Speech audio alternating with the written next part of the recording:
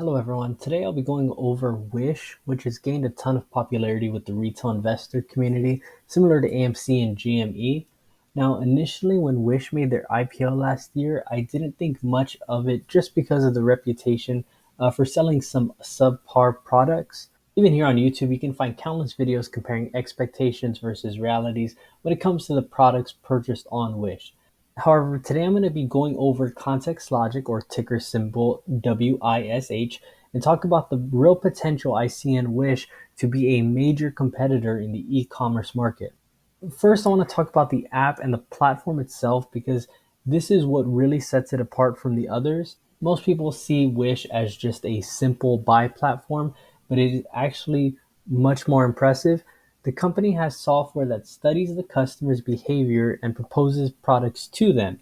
This has led to 70% of sales not being from searches, but just from scrolling the menus.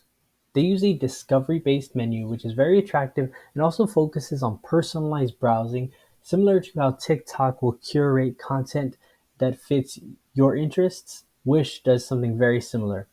They collect data from more than 100 million users every month to personalize the menu even more, giving them a very unique advantage versus their competitors. And as you can see here, between these two users, they have very different products being offered to them based on their own personal interests. And you can see 70% of sales on the platform do not involve a search, and about 90% of purchases originate from their mobile app. Next, I want to talk a little bit about their target market because I don't believe that they are necessarily trying to compete with Amazon or take Amazon's space. And I think this is a very good thing for Wish and gives them a huge target market as they continue to grow. So we can see here 44% of US consumers and 85% of European consumers have a household income of less than $75,000. And Wish shared estimates that there are over a billion households with income of less than 75,000 in the world, excluding China and India.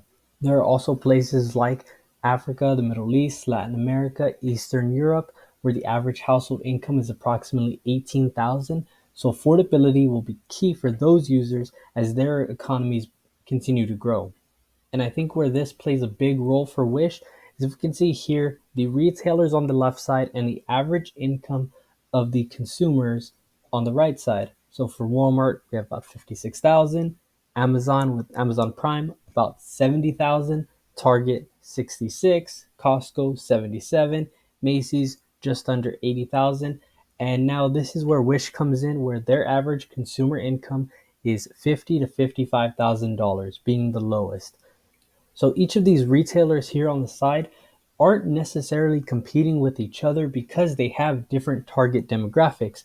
And this is where I think Wish could really thrive, whereas Amazon is definitely the higher end, where consumers have to pay a premium just to use the Amazon Prime service. Wish's niche in the market could be very similar to that of a dollar store, whereas a dollar store doesn't necessarily try to compete with Walmart or Target. They have a much needed section of the market where they can offer these non-brand or generic items at a lower price.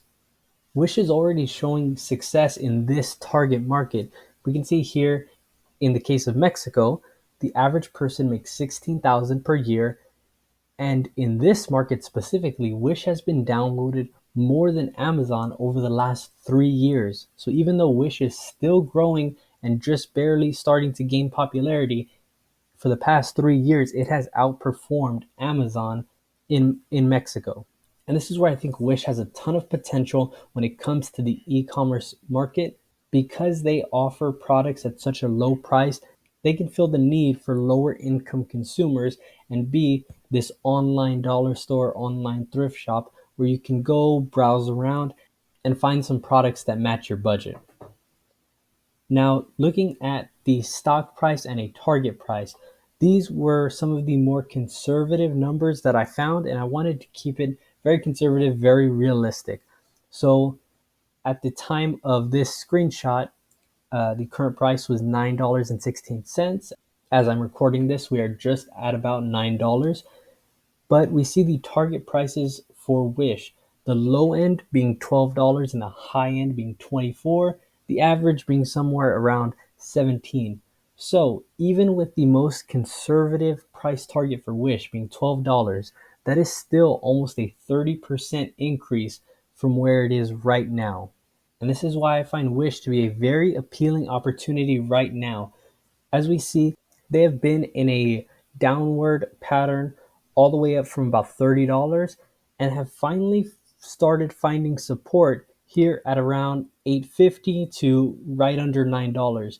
We see it bounced a couple times in May and in June. It had a run up and is now looking again for support right around this $9, maybe 8.80 area, which could be a very good entry point to hold this stock long term.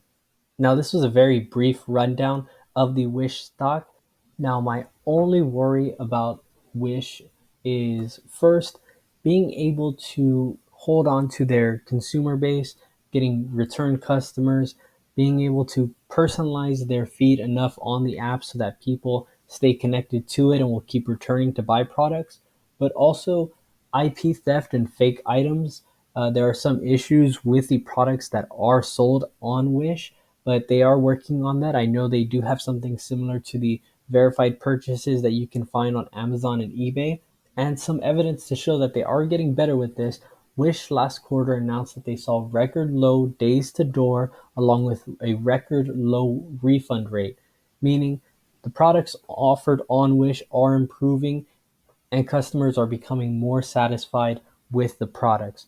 And with that in mind, I think for me, this entry point right here, right under $9, if it holds this support, could be very appealing in the long term to hold Wish stock as it continues to grow, build a stronger brand, a stronger reputation for their products.